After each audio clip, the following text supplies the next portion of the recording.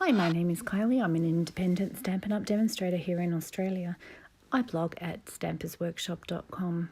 Today I'm making a card using the Retiring Birthday Blooms stamp set. I love this stamp set. I'm so sad that it's retiring. However, it's not gone yet, so let's make a card. I started off by stamping the image twice with Memento's Black Tuxedo ink. We were only using one image, but since it was out, I had room on the paper, I stamped another one so I can use it in another project. I am colouring the images today using Stampin' Up markers in Pineapple Punch, Granny Apple Green, Balmy Blue and Pool Party. You could colour these in any combination you like, or with any colouring medium you like, such as Stampin' Blends or coloured pencils, or a combination of all of them.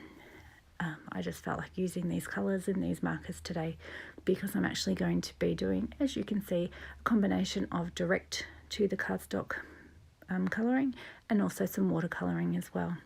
I started off colouring the centre with Pineapple Punch, and now I'm going to colour all of the leaves and the stems using Granny Apple Green.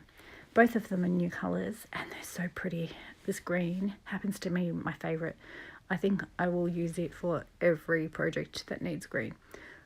Okay, maybe not every, but certainly a lot of them, especially when it comes to leaves. I just think it's just beautiful.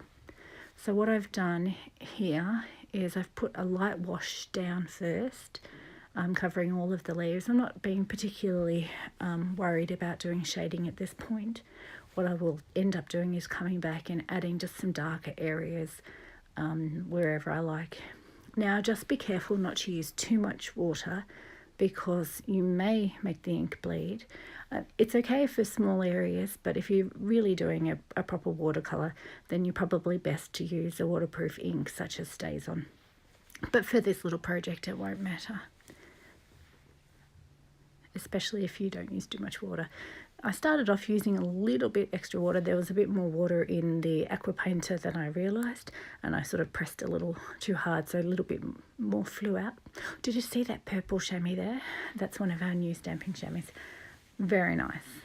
If you haven't got one, you are going to want one. It's coming out with a new catalogue. Right, the next thing I'm doing now is, bear in mind, none of this is fancy colouring. Anybody can do it. I'm just scribbling down now a base of Pool Party. I'm not going right to the edge because I want a little bit of white to show. But otherwise, just scribble, scribble, scribble all over the area.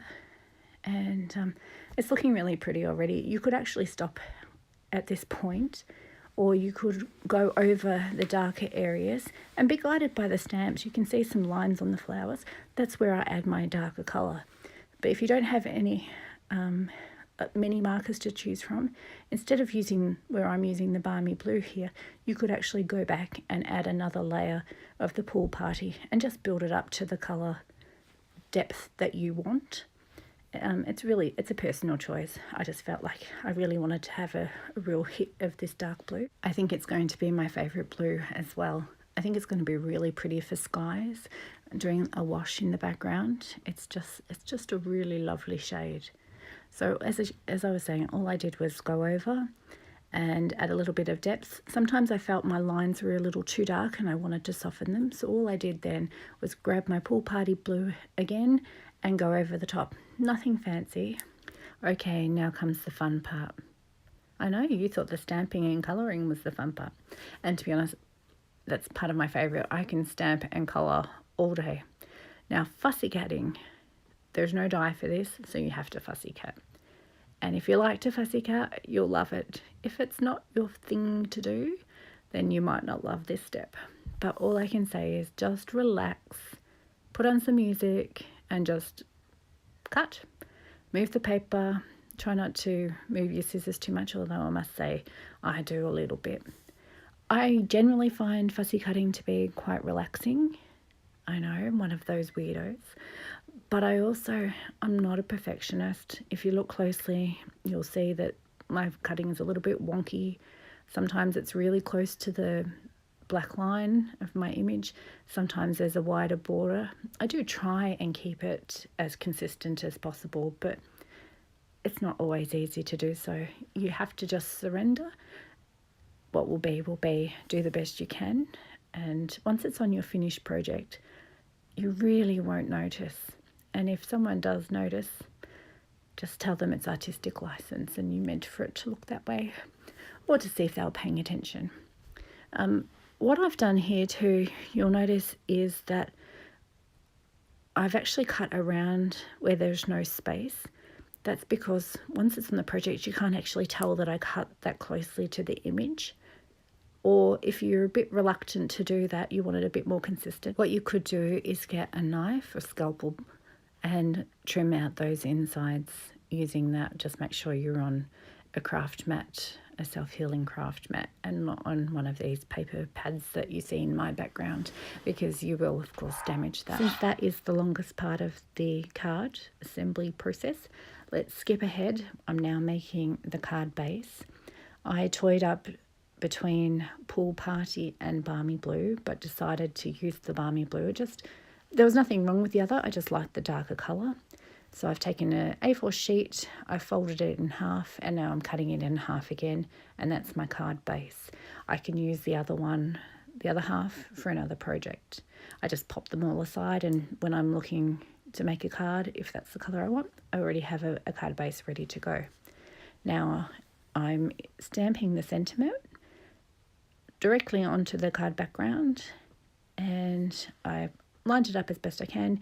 You could use this Stamparatus or like tool to make sure that it's stamping perfectly, but I'm happy in this particular case to eyeball it, because I'm stamping the floral image again all over the background, and that will distract the eye a little bit if it's a little bit crooked, which it is. Now, you could keep your card folded when you're stamping the background, but I like it to be quite flat. So what I've done is opened it up. I've used some post-it tape right across the edge of the border, so when I'm stamping around, I'm not going to get it onto the back of my card. You can tell here too that I've just put in another piece of scrap paper underneath so that my main work surface doesn't get all inky.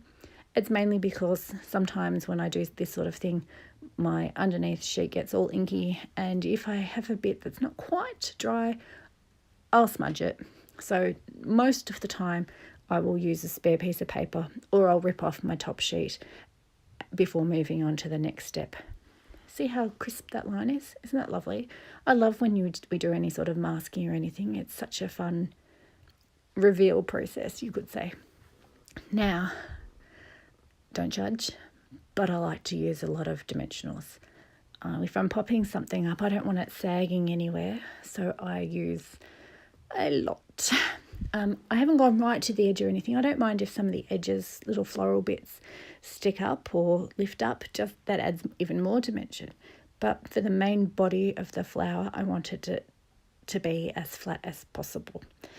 I also have long nails, and if you do too and you find it a bit more difficult to stick down the dimensionals or to lift off the pieces of paper, I highly recommend tweezers. I use my tweezers for everything, and I also find them helpful, because the backing paper is white.